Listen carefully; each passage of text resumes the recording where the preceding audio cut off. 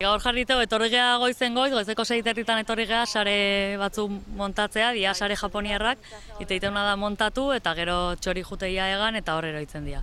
Eta saretan gehatu ja engantxatuta, eta gero iteuna atea poliki-poliki eta jartzen dio eraztun metaliko bat.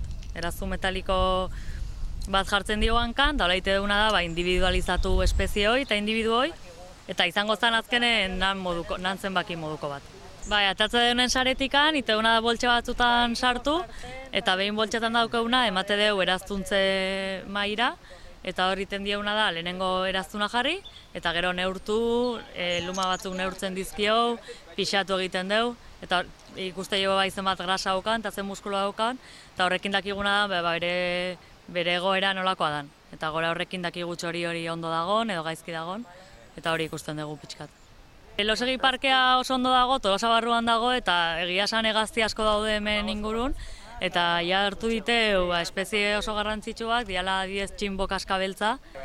Hartu dugu, hemen dago, hartu dugu bai arra eta bai emea, hemen edukiko dute kabia. Hemen elosegi parkean ebai espezie asko daude hemen kabia egiten dutena, hemen ugaltzen dianak. Eta gero hartu diteu, beti hartzen diana, txantxangorria, txepetxa, txori horiek bai diala jendearentzako ezagunak.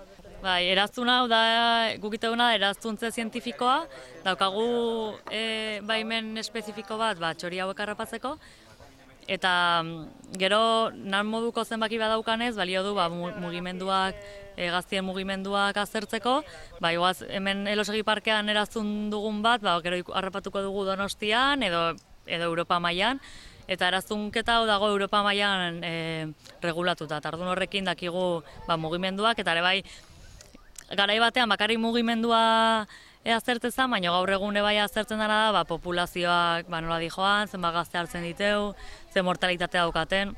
Hasi azkenen da, eraztunketa da teknika bat hegaztiak aztertzeko balio duena. Zango zen pixkat teknika herramienta moduko bat.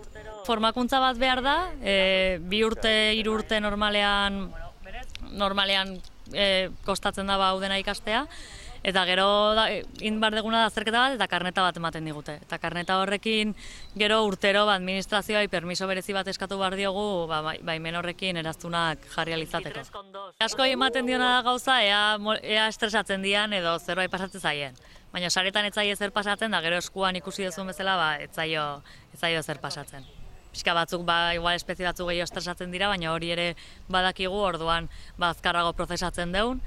Eta oso garrantzitsua da, aldan denbora gutxi eukitzea txori askutan, eta da pixka gu medikuta jute gaben bezala, pixatu neurtu, eta inorre itzaio gustatzen hola egotea, baina gero behin askatuta ondo juten dira.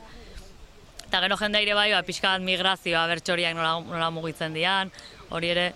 Eta umeek egia esan, txori askatzen duten ere pixkat balio dure ingurumen eziketa lantzeko. Ingurumen eziketa bazkenen txoria ikustu benen kontuatzea zela zer pasatzen, eta bestu egin behar diala.